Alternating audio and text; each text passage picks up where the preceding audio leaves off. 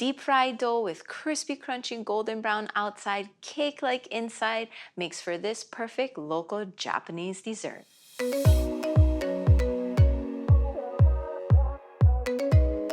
Aloha mai kako, my name is Relle and welcome to my kitchen where I like to share all my favorite island and Hawaiian style recipes. And today we'll be making andagi. Not your traditional andagi, this one has a local twist. Classic andagi is an Okinawan fried donut.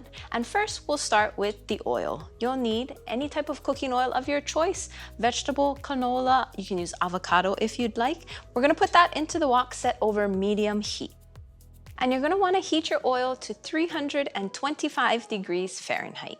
And now we're gonna mix the dry ingredients. To a large bowl, we're gonna go ahead and add flour. Traditional andagi uses cake flour, but we can use all-purpose flour, granulated sugar, baking powder, and salt. Then we'll just mix that until everything is well combined. Traditional andagi only has 3 ingredients. It uses cake flour, eggs, and sugar. And we'll set this aside. And then next we'll do the wet ingredients. So first we're gonna go ahead and crack 2 eggs into the bowl and we'll whisk that up. Then to that same bowl, we'll go ahead and add evaporated milk. If you don't have evaporated milk, you can use regular milk, but evaporated milk gives it more of a rich flavor. Some vegetable oil, and of course, a little bit of vanilla. So this is more of a Hawaii flavor thing that we got going on to add the vegetable oil, vanilla, and all those other flavors to make it taste a little bit better. So mix that up, and once that's mixed, we'll add that to the dry ingredients. So now that we got the wet ingredients and the dry ingredients mixed, you'll add the wet ingredients to the dry. We'll add a little bit at a time first. And then you'll wanna mix it, and you wanna mix it until it's well combined. It'll be a thick dough, almost like that of, maybe sticky Play-Doh is a good consistency. So once it's a little mixed like this, then you can pour the rest of it in. If for whatever reason you get it and it's too watery, you can either add a little bit more flour, or what I like to do is use it as a batter, and you can dip hot dogs in it and make like a corn dog, or what they call andadog. So we'll just continue mixing until everything is well combined.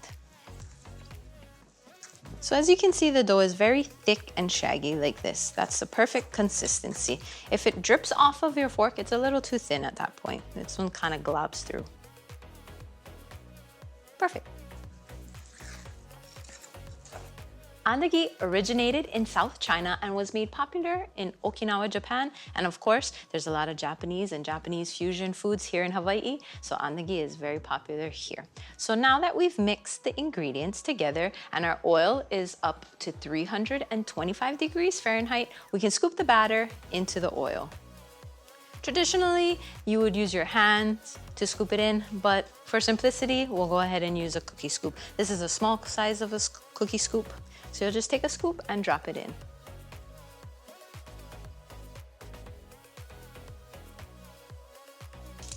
Now, as you'll notice, the andagi will start to rise as they begin to cook. That'll let us know that we're getting close.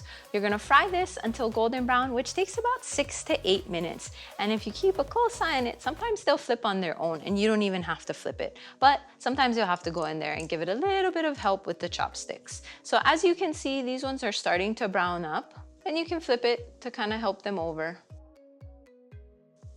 This one still needs to go a little bit more. So you can always flip them back just to keep them going. And this one, as you can see, turned itself right back over.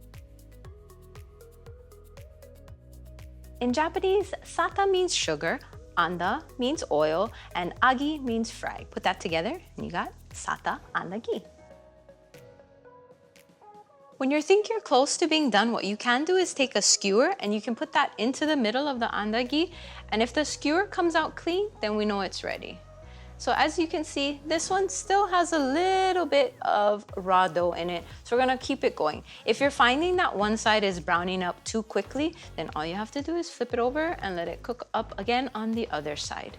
This is why it's important to make sure your oil is at 325 degrees. You can go up to 330 and you'll probably be okay. If the oil is too hot, the outside will cook too quickly and the inside will still be raw. Once you've got that golden brown color that you like and the inside is cooked through, then we'll take it out and we'll put it onto a cookie sheet like this with a cooling rack. If you don't have this, you can totally put it onto some paper towel to drain that excess oil. There's a lot of oil in this, so you'll wanna make sure you shake off as much as you can. Be careful not to drop it back in the oil because that'll splash up and cause some problems. And all you have to do is set it down and let it drain.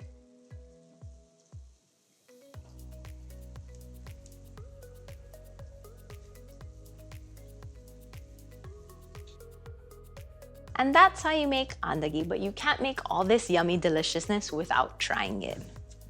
Crispy outside, cakey inside, and oh so good. Enjoy! Thank you for watching my mom's video.